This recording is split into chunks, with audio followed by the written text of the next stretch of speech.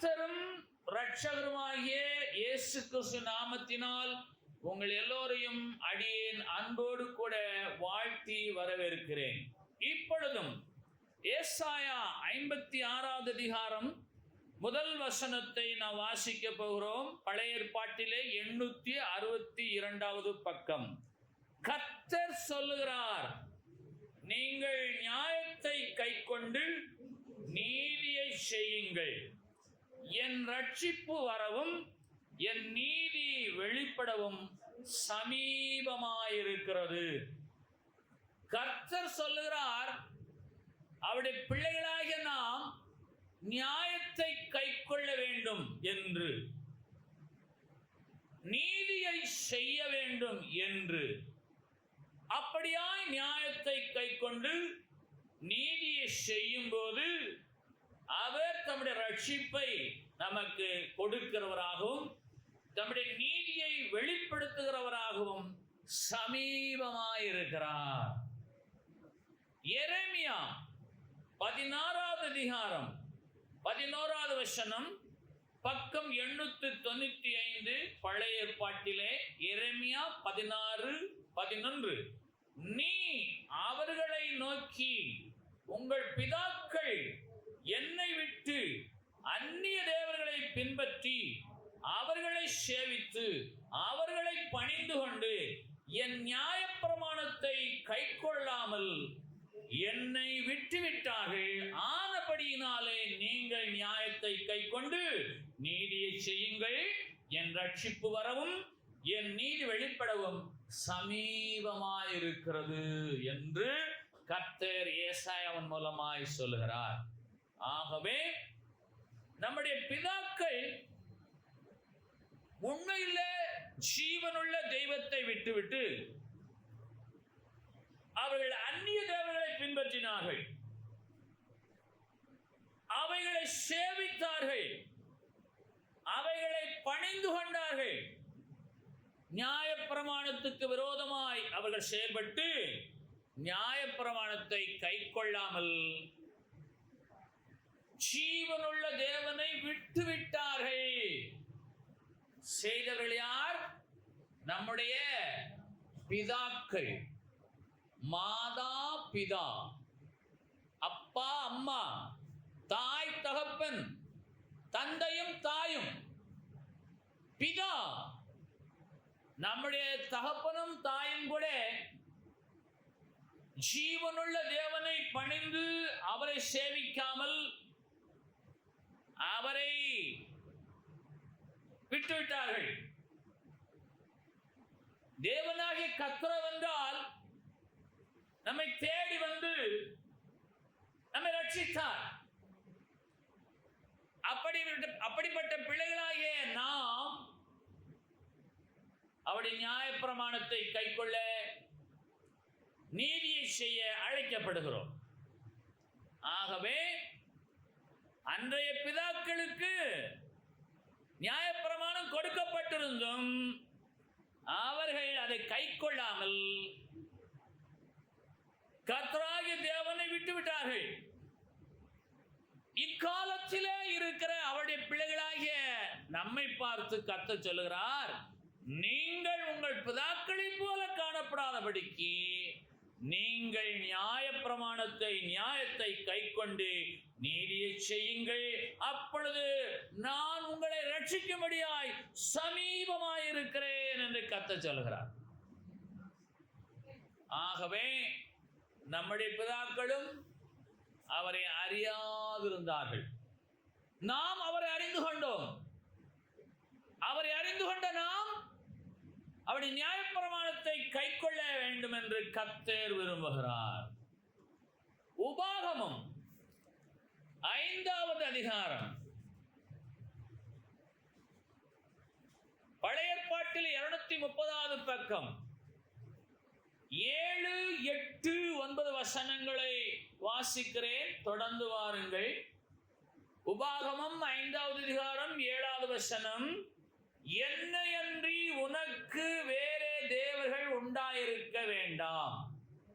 மேலே வானத்திலும் கீழே பூமியிலும் பூமியின் கீழே தண்ணீரிலும் உண்டாயிருக்கிறவைகளுக்கு ஒப்பான ஒரு சுரூபத்தையாகிலும் யாதொரு விக்கிரகத்தையாயிலும் நீ உனக்கு உண்டாக்க வேண்டாம்.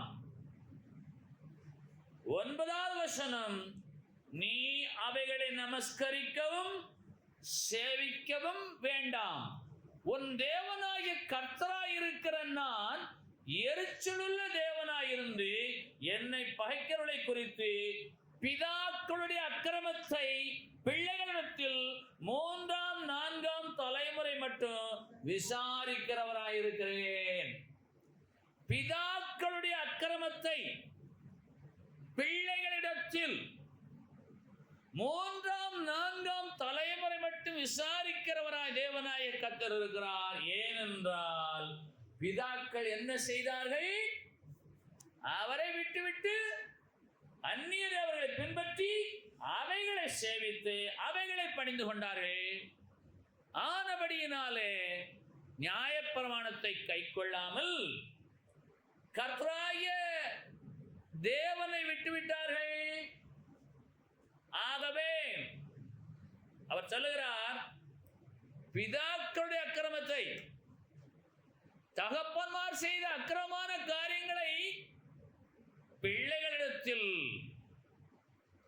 3 தலைமுறை 4 தலைமுறை மட்டும் நான் விசாரிக்கிற தேவன் என்று கர்த்தர் சொல்லுகிறார்.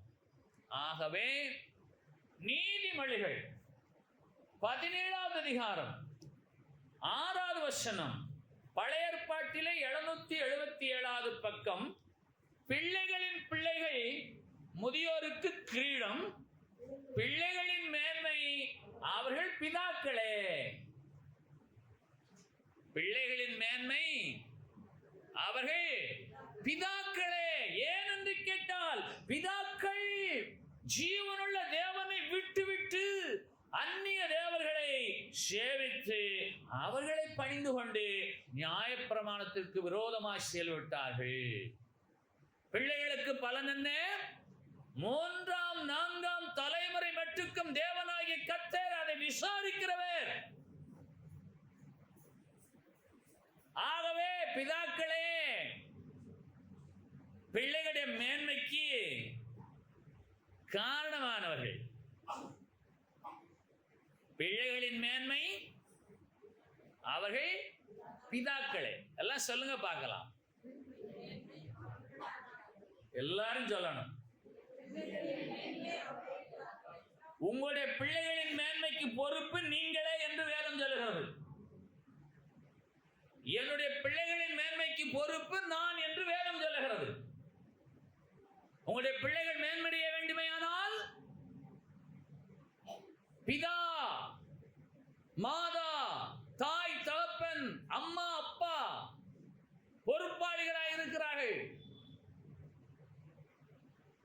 பிள்ளைகளின் மேன்மை பிதாக்களை. ஏன் என்று கேட்டால், இந்த பிதாக்கள் ஜீவனுள்ள தேவனை விட்டுவிட்டு அந்நிய தேவர்களை சேவித்து அவர்களை பணிந்து கொண்டார்கள். தேவனாய் கர்த்தர் சொல்லுகிறார், பிதாக்களுடைய அக்கிரமத்தை பிள்ளைகளிடத்தில் 3ஆம் 4ஆம் தலைமுறை மட்டும் நான் விசாரிக்கிற எரிச்சல் உள்ள தேவனாய் இருக்கிறேன். என்னுடைய நியாயப்பிரமாணத்தை விட்டுவிட்டவர்களை பார்த்து இக்காலத்திலே கர்த்தர் இயேசுவை சேவிக்கிறவருடைய பிள்ளைகளாகிய நாம் நம்முடைய பிள்ளைகளுடைய மேன்மைக்காக நாம் பிரயாசைப்பட வேண்டும்.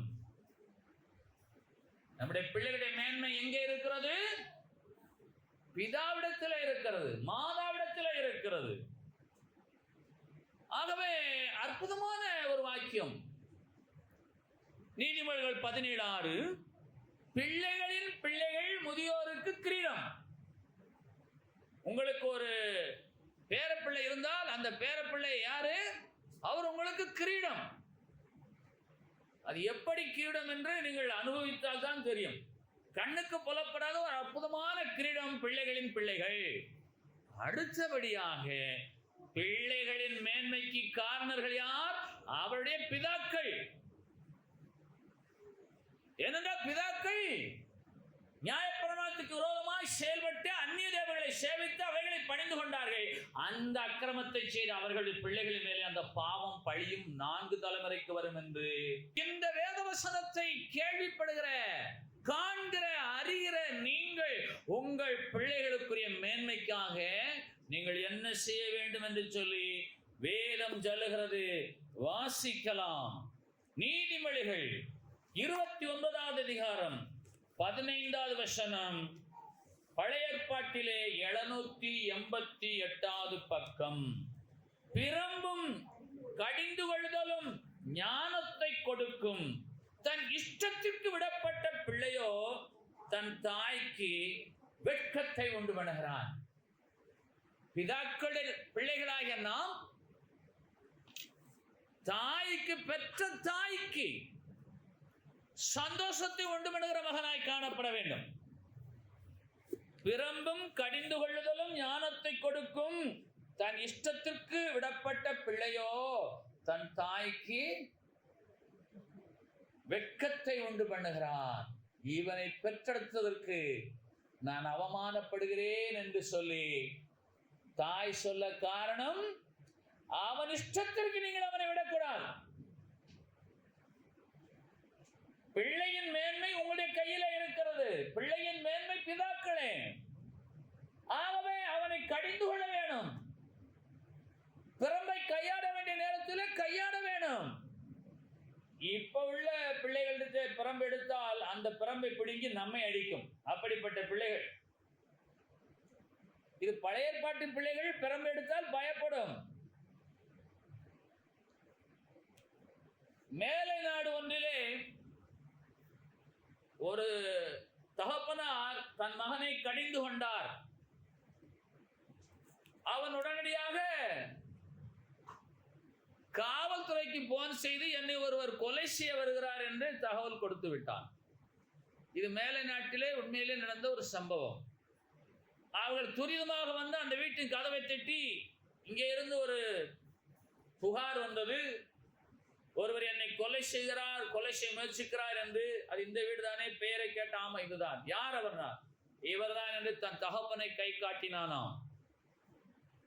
மேலை நாட்டு கலாச்சாரம் அப்படித்தான் இருக்கிறது. ஒரு குறிப்பிட்ட வயதிற்கு மேலே பிள்ளைகளுடைய அறைக்குள்ளே பெற்றோர்கள் செல்லவே கூடாது என்று சட்டம் வைக்கப்பட்டிருக்கிறது. அங்கே may come in you, come in your room, may come inside, நான் ரூம்குள்ள வரலாமா அப்படின்னு கேட்டுட்டு தான் பிள்ளைகளிடத்திலே தகப்பன் வர வேண்டுமா. அங்கே உள்ள கலாச்சாரம் அப்படி இருக்கிறது. கடிந்து கொள்ள முடியாது, பிரம்பை கையாட முடியாது, அவனுக்கு விரோதமாய் நாம் எதுவும் செய்யவும் முடியாது. ஆனால் வேதம் சொல்லுகிறது, பிரம்பும் கடிந்து கொள்ளுதலும் ஞானத்தை கொடுக்கும், தன் இஷ்டத்திற்கு விடப்பட்ட பிள்ளை தன் தாய்க்கு வெட்கத்தை உண்டு இருக்கிறபடினாலே உங்கள் பிள்ளையை அவன் இஷ்டத்திற்கு நீங்கள் விடாமல் தேவ சித்தத்திற்கு அவனை ஒப்பு கொடுக்க வேண்டும். என் பிள்ளைக்காக நான் என்ன செய்கிறேன்? ஜெபிக்கிறேன். அல்லேலூயா. அவனை நல்ல ஆவியினாலே நிரப்பும். இது ஒரு தாய் செய்ய வேண்டிய கடமை. ஆகவே பிதாக்களுடைய அக்கிரமத்தை பிள்ளைகளிடத்தில் 3ஆம் 4ஆம் தலைமுறை மட்டுக்கும் விசாரிக்கிற தேவனாகிய கர்த்தர் ஒருவர் இருக்கிறார் என்பதை உணர்ந்தவர்களாய் நீங்கள் நியாயத்தை கைக்கொள்ளுங்கள், நீதியை செய்யுங்கள், ரட்சிப்பு வர சமீபமாய் இருக்கிறது என்றால் தாயானவள் என்ன சொல்ல வேணும்? நியாயப்பிரமாணத்தை போதிக்க வேணும். தேவனாகிய கர்த்தர் ஒருவர் உண்டு, அவரை என்று வேறு தேவர்களை நீ சேவிக்கவோ பணிந்து கொள்ளவோ கூடாது. அவருக்கு பயந்து வாழ வேணும். பொய் சொல்லக்கூடாது, களவு செய்யக்கூடாது, வேற எந்த கெட்ட சகவாசமும் கூடாது, யாருடைய பொருளையும் இச்சிக்கவோ திருடவோ கூடாது என்று சொல்லி தாயானவள் அவனுக்கு போதிப்பாளையானால் நியாயப்பிரமாணத்தை கை கொள்ளுகிற அவருடைய குடும்பத்தை தேவனாகிய கர்த்தர் ஆசீர்வதிக்கிறவராக இருக்கிறார். ஆகவே பிதாக்கள் அக்காலத்திலே நம்மை கண்டுகொள்ளவே இல்லை. அநேகர் சொல்லுகிறார்கள், எங்க அப்பா என்னை பள்ளிக்கூடத்தில் சேர்க்கவே இல்லை, வாத்தியார் தான் என்னை வந்து அழைச்சிட்டு போனார், அவர் தான் என்னை பள்ளிக்கூடத்தில் சேர்த்து படிக்க வைத்தார். பிதாக்களுக்கு பிள்ளைகள் அக்கறை இல்லாத காலங்கள் இருந்தது. அன்றைய நாகரிகம் அப்படி இருந்தது. இன்றைக்கோ நாம் சகலவிதமான ஆசீர்வாதங்களினாலும் நிரம்பி இருக்கிறனா நம்முடைய பிள்ளைகள் தங்கள் இஷ்டத்திற்கு விடப்படாமல் வேத வசனத்திற்கு நடத்தப்படும்படியாய். அல்லேலூயா. நீதிமொழிகள் 22வது அதிகாரம் 6வது வசனம், பழைய ஏற்பாட்டிலே 782வது பக்கம். பிள்ளையானவன் நடக்க வேண்டிய வழியிலே அவனை நடத்து, அவன் முதிர் வயதிலும் அதை விடாதிருப்பான் என்று பிதா மாதா செய்ய வேண்டிய கடமை குறித்து வேதம் சொல்லுகிறது. முதலாவது, அவன் இஷ்டத்திற்கு நீங்கள் உங்கள் பிள்ளையை விடக்கூடாது. இரண்டாவதாக, நீங்கள் அவன் நடக்க வேண்டிய வழியிலே அவனை நடத்த வேணும். அந்த வழி எது என்று சொன்னால் இயேசுவே அந்த வழி. இயேசு சொல்லுகிறார், நானே வழியும் நானே சத்தியமும் நானே ஜீவனுமாய் இருக்கிறேன். நீதியின் பாதையிலே ஜீவன் உண்டு, அந்த பாதையில் மரணமே இல்லை. ஆகவே பிள்ளையானவன் நடக்க வேண்டிய வழியிலே நடத்து. கமலை கிணறு எத்தனை பேருக்கு தெரியும்? கமலை கிணறு எத்தனை பேருக்கு தெரியும்? 2 பேருக்கு தான் தெரிஞ்சிருக்கு. பின்னாடி 2 பேர், அங்க 5 பேருக்கு தெரிஞ்சிருக்கு. கமலை கிணறு 6 பேருக்கு தான் கமலை கிணறு தெரியும். மற்றவங்களுக்கெல்லாம் கமலை கிணறு இப்ப காட்ட முடியாது, எல்லா கிணறும் தூந்து போச்சு. இந்த கமலை கிணறு என்றால் 2 மாடுகளை பூட்டி கிணற்றுக்குள்ள இருந்து தண்ணியை வெளிக்கொண்டு வந்து ஊற்றக்கூடிய ஒரு சிஸ்டம்.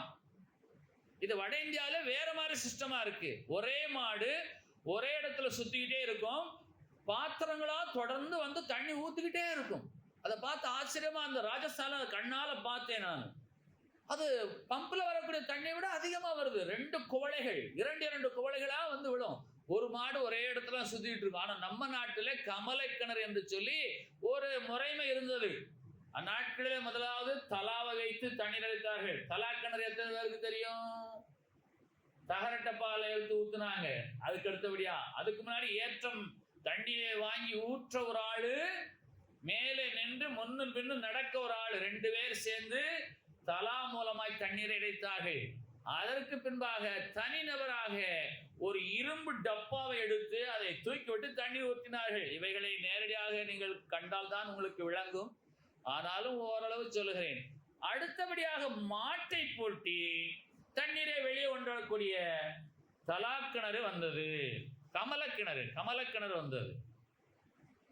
அதுக்கு அடுத்தபடியாக ஆயில் இன்ஜின் வந்தது. கிணற்றிலிருந்து தண்ணியை கொண்டு வர ஆயில் இன்ஜின். அப்புறம் மின்சார மோட்டார் வந்தது. இப்பொழுது ஆழ்துளை கிணறுகள் வந்திருக்கிறது. மின்சாரம் தடைபடுமையானால் தண்ணீரை எங்கேயும் எடுக்க முடியாத அளவிற்கு எல்லாம் தடையாகி போனது. பழைய கிணறுகள் எல்லாம் தூந்து போனது. ஆனபடியினாலே நீங்கள் உங்கள் வீடுகளிலே ஒரு அடிகுழாயை ரெடி செய்து வருங்கள். அது மின்சாரம் இல்லாமல் போனாலும் அது மூலமா நீங்கள் தண்ணீரை பெற்றுக்கொள்ள முடியும். இந்த கமலை கிணறிலே ஒரு தகப்பனார் தண்ணீர் எடுத்துக் கொண்டிருந்தார். அவருக்கு பீடி புகைக்கும் பழக்கம் இருந்தது. அந்த பீடி புகைக்கும் பழக்கம் வந்த அவர் நெருப்பு பெட்டியை கொண்டு வரவில்லை. அவருடைய மகனை பார்த்து சொன்னார், மகனே, இந்த பீடியை எடுத்து அங்கே கமல கிணறுல தண்ணி அடிச்சுக்கிட்டு இருக்காரு, அவர்கிட்ட போய் இதை பத்த வச்சுட்டு வான்னு சொல்லி பீடியை கொடுத்தார். இந்த மகன் பீடியை வாங்கிட்டு அங்க போய் பத்த வச்சுட்டான். பத்த வச்சவன் பீடியை கொண்டு வந்தான். கொண்டு வரவங்கள அணைஞ்சு போச்சு. அணைஞ்சு ஒன்று, என்னடா அணைஞ்சு வச்சுட்டாரு? பத்த வச்சுட்டு வந்தேன், வரும்போது அணைஞ்சு வச்சுட்டார். அப்ப அவர் என்ன சொன்னாரு, நீ போய் மறுபடியும் பத்த வச்சு வரும்போது 2 இழு இழுத்துட்டே வா என்று சொன்னார்.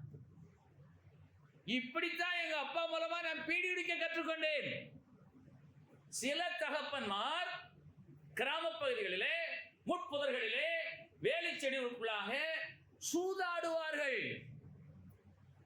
சூதாடுகிற தகப்பனுக்கு தேவையான உணவுப் பொருட்களை, தேநீரை வழங்குவதற்கு மகனுக்கு கட்டளையிடுவார்கள். மகனானவன் அங்கே சென்று அவருக்குரிய ஆகாரத்தை கொடுக்கவும் அவருடைய தேவைகளை சந்திக்கவும் பிரயாசப்பட்டபடினாலே தகப்பன் மூலமாக அவனும் சூதாட கற்றுக்கொண்டான். பிதாக்களால் உண்டான அக்கிரமமான செயல்கள்.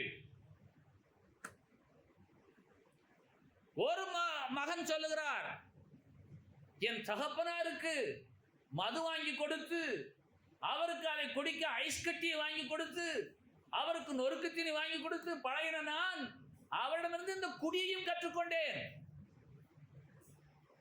புகைப்பிடிக்கவும், சூதாடவும், மது அருந்தவும் தங்கள் பிள்ளைகளை நடத்துகிற தகப்பன்மார்கள் அக்காலத்தில் பிதாக்கள் இருந்தார்கள். இக்காலத்தில் இருக்கிற நீங்களும் என்றால் உங்கள் பிள்ளையுடைய இஷ்டத்திற்கு உங்களை விடாமல், உங்கள் பிள்ளைகள் நடக்க வேண்டிய வழியில நடக்கும்படியாய் நீங்கள் அவர்களை நடத்துவீர்களேயானால் அவர்கள் முதிர் வயதிலும் அதை விடாதிருப்பார்கள் என்று வேதம் சொல்லுகிறது.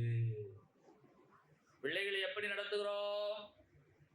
ஏன் என்று கேட்டால், பிதாக்கள் என்னை விட்டுவிட்டபடியினாலே பிள்ளைகள் அதற்குரிய தண்டனைகளை அனுபவிக்கிறவர்களாய் இருக்கிறார்கள்.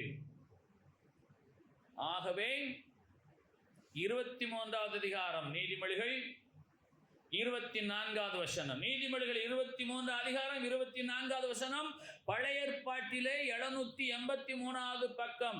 நீதிமானுடைய தகப்பன் மிகவும் களி கூறுவான். நீதிமானுடைய தகப்பன் மிகவும் களி கூறுவான். ஞானமுள்ள பிள்ளையை பெற்றவள் மகிழுவாள்.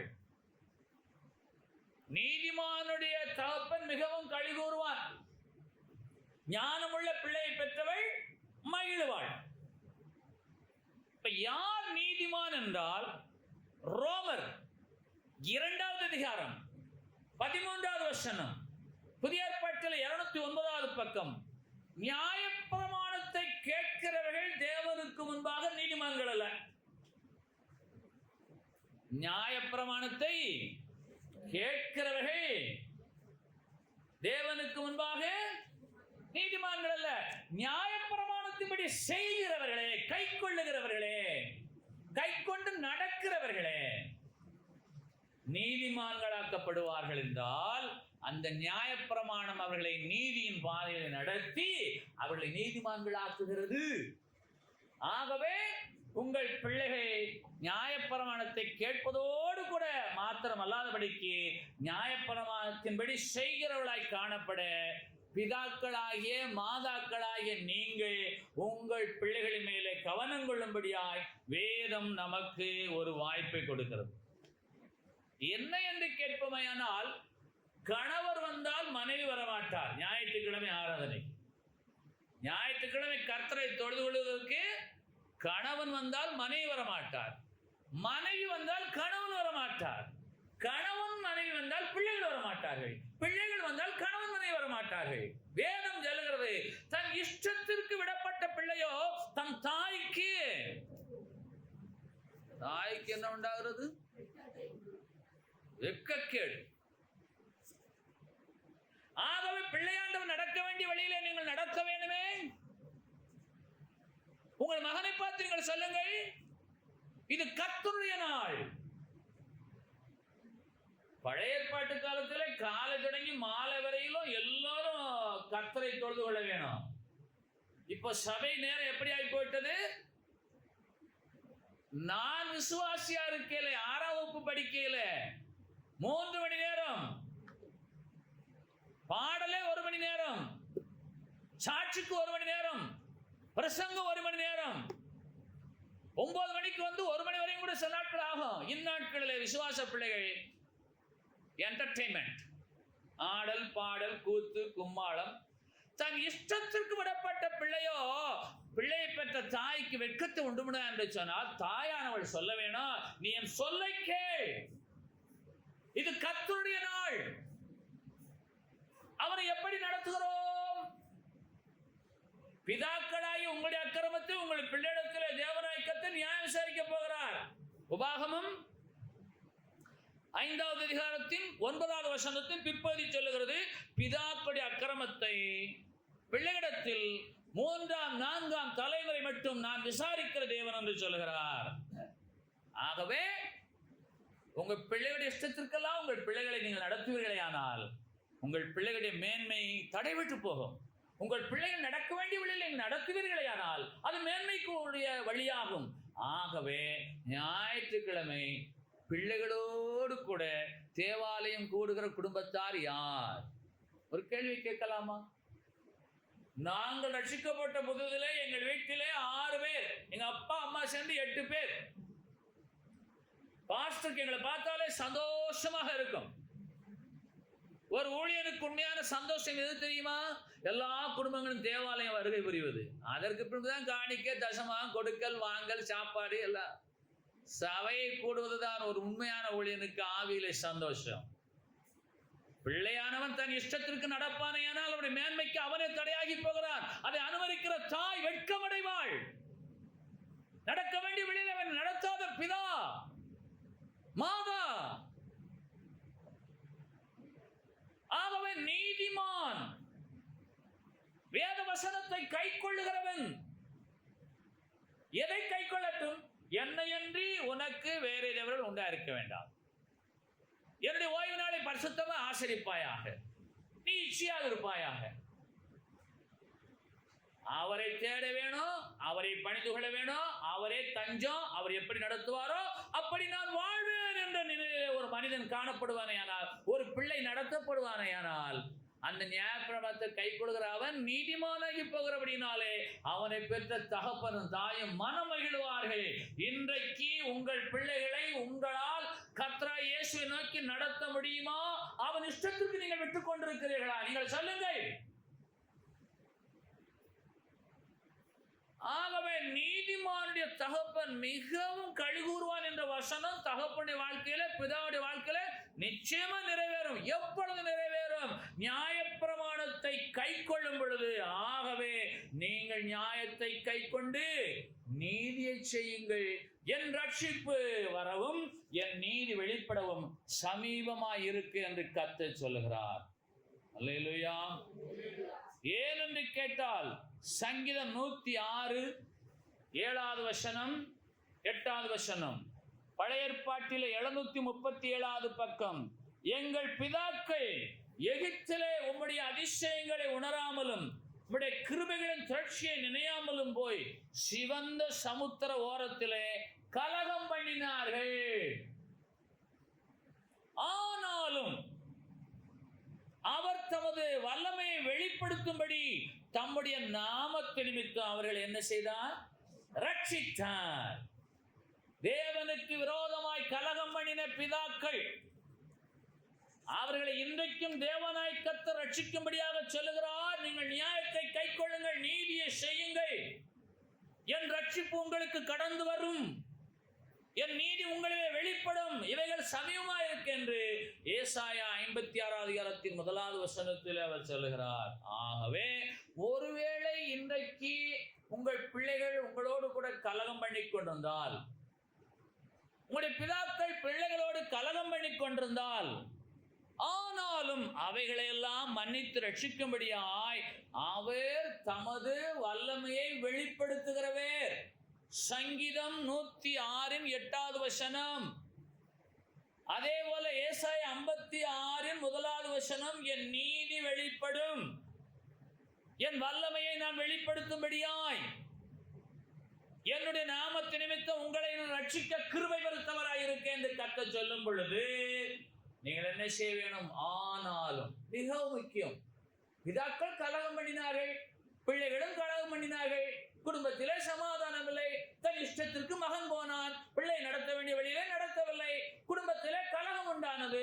ஆனாலும் இவைகளெல்லாம் சம்பவித்தாலும் தேவனாகிய கர்த்தர் தமது வல்லமை வெளிப்படுத்தும்படியாக அவருடைய நாமத்தின் நிமித்தம் அவர் நம்மை ரட்சிக்கிறவராய் இருக்கிறார் என்று சங்கீதம் 106 7 மற்றும் 8வது வசனங்கள் சொல்லுகிறது.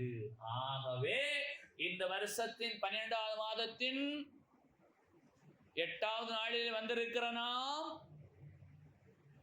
நியாயத்தை கைக்கொள்ள அழைக்கப்படுகிறோம், நீதி செய்ய அழைக்கப்படுகிறோம்.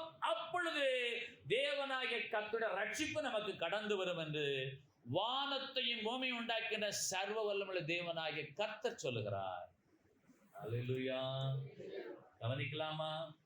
பிள்ளைகள் இஷ்டத்துக்கெல்லாம் நீங்கள் விட்டு விடாதீர்கள்.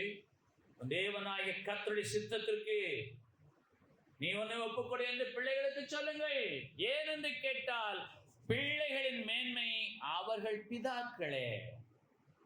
பிள்ளைகளுடைய மேன்மை அவர்கள் பிதாக்களே. நியாயப்பிரமாணத்தை கேட்கிறவர்கள் அல்ல, நியாயப்பிரமாணத்தின்படி செய்கிறவர்களே நீதிமான்களாக்கப்படுவார்கள். 2 யோவான் 1வது அதிகாரம் 4வது வசனம், புதிய ஏற்பாட்டிலே 330வது பக்கம். பிதாவினால் நாம் பெற்ற கற்பனையின்படியே உம்முடைய பிள்ளைகளில் சிலர் சத்தியத்திலே நடக்கிறதை கண்டு மிகவும் சந்தோஷப்பட்டேன். அற்புதமான ஒரு வசனம். பிதாவினால் கற்பனையை பெற்றுக்கொண்ட பிதாக்களே, பரலோக பிதாவினால் கற்பனையை பெற்றுக்கொண்ட பூலோக பிதாக்களே, உங்களுடைய பிள்ளைகளில் சிலர் சத்தியத்திலே நடக்கிறதை கண்டு நான் மிகவும் சந்தோஷப்பட்டேன். நல்ல ஒரு வாக்கியம். பரலோக பிதாவுடைய கற்பனையை கை கொள்ளும்படியா எந்த பிதாக்கள் தங்களுடைய பிள்ளைகளை நடத்துகிறார்களோ அவர்கள் சத்தியத்தில் நடக்கிறவர்களா இருப்பதை கண்டு மிகவும் சந்தோஷம் என்று வேணும் சொல்லு. நமக்கு 2 விதமான பிதா. ஒன்று பரலோக பிதா, இன்னொன்று பூமிக்குரிய பிதா. பரலோக பிதாவிடத்திலிருந்து பெற்றுக்கொண்ட கற்பனையின்படி பூலோக பிதா நம்மை நடத்துவாரேயானால் அந்த பிள்ளைகள் சத்தியத்தில் நடப்பது நிமித்தமாய் சந்தோஷம் உண்டாகும், அந்த தகப்பன் மிகவும் களி கூறுவான் என்று வேதம் ஆசீர்வாதத்தை கூறுகிறது. அந்த தாயும் மிகவும் மகிழ்வாள். ஞானமுள்ள பிள்ளையை பெற்றவள் மகிழ்வாள். ஒரு மாணவன் நீண்ட நாட்களுக்கு பின்பாக ஒரு வழியிலே பிரயாணிக்கையிலே தன்னுடைய ஆசிரியரை கண்டான். அந்த ஆசிரியரை பார்த்து அவன் வணக்கம் செய்தான். ஆசிரியர் அவன் நலம் விசாரித்தார். ஆசிரியர் கேட்டார், தம்பி நலமாக இருக்கிறாயா? நன்றாக இருக்கிறேன் ஐயா, சந்தோஷம். என் மாணவர்களிலேயே என்னை பார்த்து கனப்படுத்துகிற மாணவர்கள் நீ ஒருவன். என்ன பசங்க பெரிய பசங்க ஆயிட்டா வாத்தியாரை கண்டு ஓடிடுவாங்க. இப்பெல்லாம் பள்ளிக்கூடத்தில் வாத்தியாரும் பையனும் சேர்ந்தே சிகரெட் அடிக்காங்க. அதனால அந்த பண்பாடெல்லாம் மாறி போச்சு. வரும்போது எனக்கு சிகரெட் வாங்கிட்டு வந்துடுறா மறக்காமன்னு சொல்றாரு. நடக்கு. அப்போ அந்த மாணவனை பார்த்து, வீட்டிலெல்லாம் நல்லா இருக்காங்களா? நல்லா இருக்காங்க. நீ என்ன செய்கிறாய்? என் அப்பாவுக்கு உதவியா இருக்கிறேன். ஓ, ரொம்ப சந்தோஷமா இருக்கிறது. இந்த காலத்துல எந்த பிள்ளைகள் தன் தகப்பனுக்கு உதவியா இருக்கிறார்கள்? என் மாணவனாகி நீ உன் தகப்பனுக்கு உதவியா இருப்பை கொடுத்து எனக்கு மிகவும் மகிழ்ச்சி. அப்பா என்ன செய்கிறார்? அப்பா வீட்டிலே சும்மாதான் இருக்கிறார். சும்மா இருக்கிறவருக்கு ஒரு உதவியாள் எப்படி இருக்கிறது? இக்காலத்து பிள்ளைகள்கிட்ட பேசவே முடியாது. அவன் இஷ்டத்திற்கு நீங்கள் விடாதீங்கள், அவன் நடக்க வேண்டிய வழியில நடத்துங்கள் சொன்னார். நியாயப்பிரமாணத்தை கைக்கொள், பொய் சொல்லாதே, களவு செய்யாதே, பெருக்குண்டான யாவும் இச்சியாதிரு, தேவனாகிய கர்த்தரையே பணிந்துகொள், அவருடைய நாளை நீ விட்டு விடாமல் தேவாலயம் கூடு என்று சொல்லி அவனை நடத்த வேண்டிய வழியில நீங்கள் நடத்துவீர்களானால் அவன் முதிர் வயதில் அதை விட்டு விடாதிருப்பான். பிள்ளைகளை அப்படியே நடத்துறாங்க. பிள்ளைகளுக்கு தேவ பயத்தை போதிக்கணும். ஏனென்று கேட்டால் மறுபடியும் வேதம் சொல்லுகிறது, பிள்ளைகளின் மேன்மை அவர்கள் பிதாக்களே. பிள்ளைகளின் மேன்மை அவர்கள் பிதாக்களே. கர்த்தரிடத்திலே போங்கள். ஏசாயா 33:22 பக்கம் 838 பழைய ஏற்பாட்டிலே கர்த்தர் நம்முடைய நியாயாதிபதி, கர்த்தர் நம்முடைய நியாய பிரமாணிகர், கர்த்தர் நம்முடைய ராஜா, அவர் நம்மை ரட்சிப்பார். நீங்கள் நியாயத்தை கை கொள்ளும் பொழுது, நீங்கள் நீதியை செய்யும் பொழுது அவருடைய ரட்சிப்பு உங்களுக்கு கடந்து வருகிறது. எல்லாருமே சொல்லுங்கள், கர்த்தர் நம்முடைய நியாயாதிபதி, கர்த்தர் நம்முடைய நியாய பிரமாணிகர். நியாய பிரமாணத்தை கொடுத்த நியாய பிரமாணிகர் ஸ்தாபித்தவர் என்ற அர்த்தம். பிரமாணிகர் என்றால் ஸ்தாபிக்கிறவர். ஆகவே கர்த்தர் நம்முடைய நியாயாதிபதி, கர்த்தர் நம்முடைய நியாய பிரமாணிகர், கர்த்தரே நம்முடைய ராஜா. இன்றைக்கு பூமியில எந்த தேசத்தில் ராஜாக்கள் ஆண்டு கொண்டிருக்கிறார்கள்? அரபு தேசத்தில் சர்வாதிகாரம் நடக்கிறது. நீதிமன்றங்கள் அங்கே தேவையில்லை. அந்த ராஜா நினைத்தால் எதுவும் நடக்கும். ஆனால் இன்றைக்கு நம்முடைய ராஜாதி ராஜா, என்றைக்கும் ஆளுகிற ராஜாதி ராஜா, அவருடைய ஆளுக்கு முடிவே இராது. அந்த ராஜாதி ராஜாவாகிய இயேசு நியாயாதிபதி, நியாய பிரமாணிகர், அவர் ராஜா. அவர் வந்து நம்மை ரட்சிப்பார். நீங்களும் என்றால் நியாயத்தை கை கொள்ளுங்கள், நீங்கள் நியாய பிரமாணத்தை கை கொண்டால் தான் நீங்கள் நீதிமான்களாக்கப்படுவீர்கள் என்று ரோமர் 2:13 சொல்லுங்கள். அப்ப நியாயப்பிரமாணத்தை நீங்கள் எதிலே கை கொள்ள வேணும்? அவர் என்று வேற தெய்வம் கிடையாது. நன்றாக கவனிங்கள். ஒரு மனிதனுடைய இறைப்பற்று எதிலே உண்டாகிறது? அவருடைய தாயும் தந்தையும் அவனை அதில் நடத்தும் போது உண்டாகிறது. அப்படி இருந்து சில பிள்ளைகள் சொல்லுகிறார்கள், நான் நாத்திகன், எனக்கு கடவுள் பயம் எல்லாம் கிடையாது என்று சொல்லி. ஆகவே ஒரு மனிதனுடைய மதப்பற்று யாரால் உண்டாகிறது? இறைப்பற்று எங்கே உண்டாகிறது? அவன் தன்னுடைய தெய்வத்தை எப்படி தொழுது கொள்கிறான் என்று சொன்னால், அவருடைய பிதாவும் அவருடைய மாதாவும் அவனை எப்படியா நடத்துவார்களோ அப்படியா அவன் அந்த மதப்பற்றை உடையவனாய் இருக்கிறான். ஆகவே இறைப்பற்று யாரால் உண்டாகிறது? சொல்லுங்கள். நியாய பிரமாணத்தின்படி செய்கிறவர்களால் நீதிமான்களாக்கப்படுவார்கள். ஆகவே தேவனாகிய கர்த்தர் நியாயாதிபதி. மறந்து போகாதிருங்கள். பிதாக்களுடைய அக்கிரமத்தை பிள்ளைகளிடத்தில் 3ஆம் 4ஆம் தலைமுறை மட்டும் விசாரிக்கிற தெய்வம் நியாயாதிபதி. அவர் அன்பு கடவுள், அதே வேளையில் அவர் நீதி கடவுள். அவர் இந்த பூமியில இருக்கிற நமக்கு அன்பு கடவுளாக இருந்து நாம் கேட்கிறவர்களுக்கு நாம் கொடுத்து நம்மை ஆசிரமமாக நடத்துவார். மரணத்துக்கு பின்பாக ஒரு நியாயாதிபதியாக இருந்து அவர் உன் கிரியைக்கு தக்கதாக பலனை நான் உனக்கு கொடுக்கிற நீதியுள்ள நியாயாதிபதியை, நியாய பிரமாணகர் அவரே ராஜாதி ராஜா, அவர் உங்களை ரட்சிப்பார் என்று ஏசாயா 33:22 சொல்லுமேயானால், உங்கள் பிள்ளைகள் தன் இஷ்டத்திற்கு போனால், நீங்கள் நடக்கிற வழியில் அவன் நடக்கவில்லை என்று சொன்னால், நியாய பிரமாணத்துக்கு கீழ்ப்படியவில்லை என்று சொன்னால், நீங்கள் நீதியுள்ள நியாயாதிபதியாக இருக்கிற அவரிடத்தில் சென்று முறையிடுங்கள், அவர் வந்து உங்களை ரட்சிப்பார். எத்தனை பேர் பிள்ளைகளுக்காக ஜெபிக்கிறீர்கள்? ஹல்லேலூயா. பிள்ளைகளுக்காக ஜெபிப்பது என்று சொன்னால் கடமையாக அல்ல. ஒவ்வொரு இமைப்பொழுதும் என் இயேசுவே, என் மகன் தூர தேசத்தில் இருக்கிறான், நான் இங்கே இருக்கிறேன், உமது கண்ணுக்கு மறைவாக, உமது கண்களுக்கு மறைவாக நாங்கள் எங்கேயும் இல்லை, நீர் எங்கும் பார்க்க வல்லமுள்ளவர். கர்த்தருடைய கண்கள் பூமி எங்கும் உலா வருகிறது. என் இயேசுவே, என் மகனை நீரே காத்துக்கொள்ளும் என்று சொல்லி மகனை நல்வழிப்படுத்தும்படியான பொறுப்பு பிதாவாகிய மாதாவாகிய உங்களுடைய கரத்தில் இருக்கிறபடினாலே உங்களுடைய பிள்ளையுடைய மேன்மை உங்களுடைய கரத்தில் இருக்கிறது. பிள்ளைகளை இஷ்டப்படி நடத்த வேண்டாம், சத்தியத்தில் நடத்துங்கள், நியாயப்பிரமாணத்தை கைக்கொள்ளும்படி நடத்துங்கள். தம்பி பொய் சொல்லாதே, களவு செய்யாதே, தவறான வழியிலே போகாதே. தேவனாய் கர்த்தர் ஒருவர் இருக்கிறார், யாருடைய பொருளை இச்சியாதே.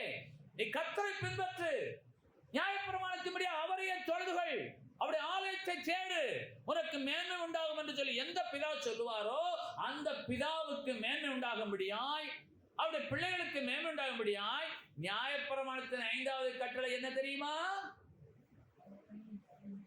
தகப்பனையும் தாயையும் கனம் பண்ணுவாயாக. தகப்பனையும் தாயையும் கனம் பண்ணுவாயாக.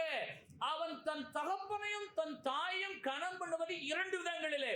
ஒன்று, அவன் நடக்க வேண்டிய வழியிலே நடத்தப்பட்டு நல்வழியிலே நடக்கும் போது அவனை காண்கிற உலகத்தார் சொல்லுவார்கள், இவனை பெற்ற தாயும் தகப்பனும் ஆசீர்வதிக்கப்பட்டவர்கள் என்று சொல்.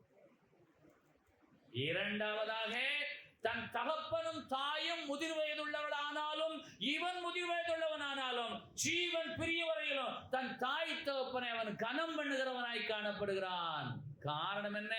அவன் நியாயப்பிரமாணத்திலே நடத்தப்பட்டவன், நியாயப்பிரமாணத்திலே போதிக்கப்பட்டவன், நியாயப்பிரமாணத்தை கை கொண்டவன், தேவனாகிய கர்த்தரையை பணிந்து கொண்டவன், அவருடைய ஆலயத்தை தேடினவன், பொய் சொல்லாதவன், களவு செய்யாதவன், பிறருடைய பொருளை இச்சியாதவன், வேத பிரமாணத்திற்கு, கற்பனைக்கு, கட்டளைக்கு, வேதத்திற்கு தன்னை ஒப்புக் கொடுத்த மகனானவன் மேன்மை அடைகிற இடம் எது என்று சொன்னால் அவனுடைய பிள்ளைகளின் பிள்ளைகளை அவன் காண்பான். அல்லேலூயா. ஆகவே பிள்ளைகளை மேன்மைப்படுத்தக்கூடிய பொறுப்பு பிதா மாதாவாகிய உங்களுடைய கரத்தில் இருக்கிறது. ஆகவே யோபு 9ஆம் அதிகாரம் 15வது வசனம். பழைய ஏற்பாட்டில் 641வது பக்கம். நான் நீதிமானாய் இருந்தாலும் அவரோடே வழக்காடாமல் நான் நியாயப்பிரமாணத்தை கைக்கொள்ளுகிறவன் தான். ரோமர் 2ஆம் அதிகாரத்தின் 13வது வசனத்தின்படி நியாயப்பிரமாணத்தின்படி செய்கிற நான் நீதிமான். நான் நீதிமானாய் இருந்தாலும் அவரோடே வழக்காடாமல் என் நியாயாதிபதியிடத்தில் இரக்கத்துக்கு கெஞ்சுவேன். நான் நியாயத்தை கைக்கொள்ளுகிறேன், நீதியை செய்கிறேன், நான் நீதிமான் தான். ஆனாலும் என் நியாயாதிபதியிடத்திலே, என் நியாய பிரமாணியிடத்திலே, என் ராஜாவிடத்திலே அவருடைய இரக்கத்துக்காக கெஞ்சுவேன். அவர் என்னை ரட்சிப்பார். கெஞ்சுங்கள். எல்லாரும் போய் பிள்ளைகளுக்காக என்ன செய்ய வேணும்? இயேசுவே மனமிறங்கும் என்று சொல்லி கெஞ்ச வேணும். யோபுடைய வசனங்கள் எல்லாமே மனிதனை குத்துகிறதா இருக்கிற. நீதிமானா இருந்தாலும் கவனியுங்கள், நான் நீதிமானா இருந்தாலும் அவரோடு கூட வழக்காட மாட்டேன். நான் நியாயப்பிரமாணத்தை கைக்கொள்ளுகிறேனே, பின்ன ஏன் என் பிள்ளை இப்படி போகிறான் என்று வழக்காட மாட்டேன். நான் நீதிமானா இருந்தாலும் வழக்காடாமல் என் நியாயாதிபதியிடத்தில் இறங்கும் ஆண்டவரே என்று சொல்லி கெஞ்சுவேன். ஆகவே நீங்கள் இந்த நாளில இருந்து தனிப்பட்ட முறையில எப்போதும் தேவனாய கர்த்தரிடத்தில் முறையிட்டுக் கொண்டே இருங்கள், கெஞ்சுங்கள். இயேசுவே என் மகனை காப்பாற்று, என் மகளை காப்பாற்று, என் பிள்ளைகளை காப்பாற்றும். உங்களுடைய கற்பனையின்படி அவர் வாழ உதவி செய்யும். அவன் நடக்க வேண்டிய வழியிலே நீங்கள் நடத்துங்கள். இன்றைக்கு நீங்கள் உங்கள் வீட்டுக்கு சென்று உங்கள் மகன் ஒருவேளை தன் இஷ்டம் போல சென்றிருந்தால், அவன் நடக்க வேண்டிய வழியில் நடக்காமல் இருந்திருந்தால், அவன் நீதிமானாகும்படி தம்பி கர்த்தரை தேட வேண்டிய நாள் இந்த நாள் போகட்டும். அடுத்த வாரம் ஞாயிற்றுக்கிழமையிலிருந்து நீ ஒழுங்காக தேவாலயம் கூட வேணும். எத்தனை பேர் சொல்ல போகிறோம்? எத்தனை பேர் சொல்ல போகிறோம்? ஆகவே பிதாக்களாகி உங்களுடைய அக்கிரமத்தை உங்கள் பிள்ளையிடத்தில் 3ஆம் 4ஆம் தலைமுறை மட்டுக்கு விசாரிக்க தேவனாகிய கர்த்தர் நியாயாதிபதி. நியாய பிரமாணத்தை கொடுத்த நியாய பிரமாணிகர் அவர் ராஜா. ஆனாலும் அவர் ரட்சிக்க ஆயத்தமா இருக்கிறாரே. ஆனபடினால நீங்கள் போய் சொல்லுங்கள், நான் நீதிமானா இருந்தாலும் உம்மோடு கூட நான் வழக்காட வரவில்லை இயேசுவே. நான் வந்து நியாயாதிபதியாக உம்மிடத்துல உம்முடைய இரக்கத்தை நாடி வந்திருக்கிறேன். மனமிறங்கும் இயேசுவே என்று கெஞ்சுங்கள். தேவனாகிய கர்த்தர் வந்து உங்களை ரட்சிக்க கிருபை பெருத்தவராக இருக்கிறார். எல்லாருமே முழங்கால் படிக்கிறோம்.